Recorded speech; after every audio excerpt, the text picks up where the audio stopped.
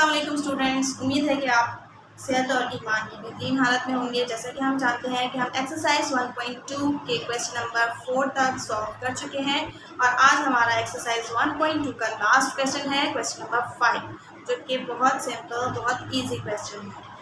अगर आपने पुरानी वीडियोज़ नहीं वॉच की हैं तो तमाम वीडियोज़ के लिंक्स जो हैं वो डिस्क्रिप्शन बॉक्स में मौजूद हैं, उस लिंक से देख सकते हैं। राइट स्टूडेंट्स, तो मूव ऑन होते हैं अपने क्वेश्चन नंबर 5 की तरफ। क्वेश्चन नंबर 5 हमसे क्या कहता है? क्वेश्चन नंबर 5 कहता है find the additive and multiplicative inverse of the following real numbers. ये आपको 6 रियल नंबर्स दिए हुए हैं। अब आपको इनके एडिटिव इनवर्स निकालने हैं, हर नंबर का एडिटिव इनवर्स भी निकालना है और मल्टीप्लिकेटिव इनवर्स भी निकालना है। स्टूडेंट्स, हम पढ़ चुके हैं कि एडिटिव इनवर्स हम किस तरह निकालते हैं। एडिटिव इनवर्स में हम साइन को ऑल्टर कर देते हैं, किसी भी नंबर का जो साइन है वो ऑल्टर हो जाता है ताकि हमारे पास दोनों को सॉल्व करके आंसर 0 आए। याद रखिएगा, हमेशा एडिटिव इनवर्स का आंसर 0 आता है। और मल्टीप्लिकेटिव इनवर्स में हम क्या करते हैं, न्यूमरेटर को डिनोमिनेटर बना देते हैं और डिनोमिनेटर को न्यूमरेटर बना देते हैं। किसी भी नंबर का अगर हमें मल्टीप्लिकेटिव इनवर्स निकालना हो तो न्यूमरेटर डिनोमिनेटर बन जाता है और डिनोमिनेटर न्यूमरेटर बन जाता है, और इन दोनों को सॉल्व करके हमारे पास आंसर हमेशा 1 आता है। तो स्टूडेंट्स, क्वेश्चन नंबर 5 का पार्ट 1 क्या है? 3 का आपको पहले एडिटिव इनवर्स निकालना है। एडिटिव इनवर्स ये पॉजिटिव 3 है तो इसमें हम प्लस करेंगे। हम क्या 3 के साथ प्लस साइन है, इसको ऑल्टर कर दीजिए, -3 हो गया और +3 और -3 किसके बराबर हो जाता है? 0।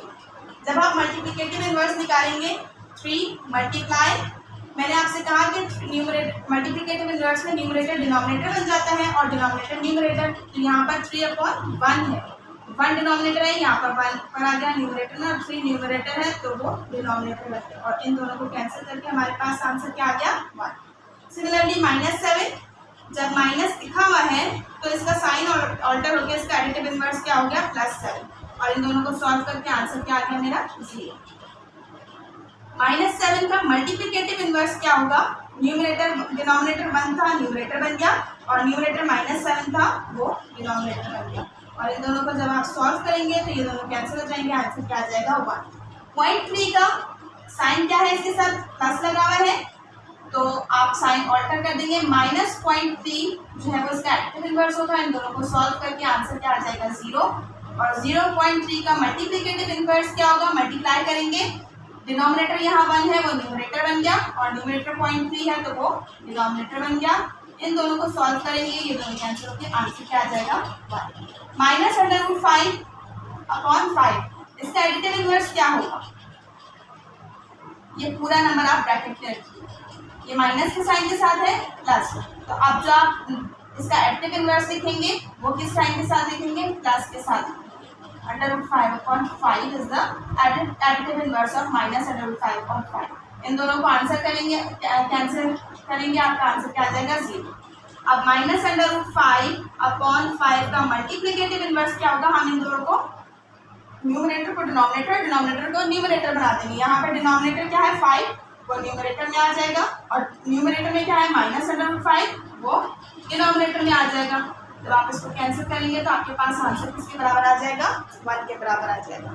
9/12 इसका एडिटिव इनवर्स क्या होगा? ये प्लस के साइन के साथ है नंबर, एडिटिव इनवर्स इसका किसके साथ आ जाएगा? माइनस के साइन के साथ आ जाएगा, -9/12। तो जब आप इसको सॉल्व करेंगे तो आंसर क्या आ जाएगा? प्लस माइनस कैंसिल होकर 0 हो जाएगा। और मल्टीप्लिकेटिव इनवर्स के लिए 9/12 मल्टीप्लाई बाय डिनोमिनेटर न्यूमरेटर बन गया, √12 ऊपर आ गया और न्यूमरेटर डिनोमिनेटर बन गया, 9 नीचे आ गया। जब आपने दोनों को कैंसिल किया तो आंसर किसके बराबर आ गया? 1 के बराबर आ गया। 0 का एडिटिव इनवर्स 0 ही रहेगा, 0 + -0 = 0। सो स्टूडेंट्स, अब हमें 0 का निकालना है मल्टीप्लिकेटिव इनवर्स। स्टूडेंट्स, जब हम प्रॉपर्टीज़ पढ़ रहे थे, अपनी मल्टीप्लिकेटिव इनवर्स की प्रॉपर्टीज़ पढ़ रहे थे, तो वहाँ हमें पहले ये बात बता दी गई थी कि मल्टीप्लिकेटिव इनवर्स प्रॉपर्टी 0 के अलावा जो नंबर्स होते हैं ही की होती है।